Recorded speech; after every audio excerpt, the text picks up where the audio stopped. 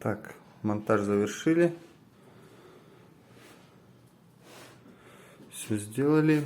Сверху, где не было нащильника, сделали вот такую отсечку.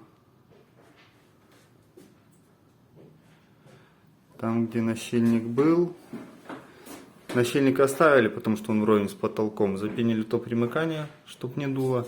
И здесь уже ребята, которые будут утеплять потолок, подойдут просто к верху ригеля.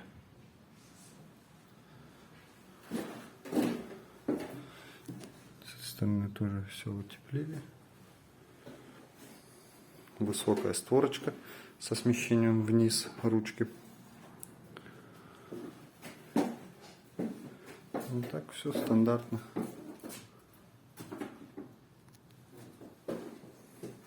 Будут устанавливаться термокороба, поэтому мы предварительно стыки просто пропенили. И на этом все.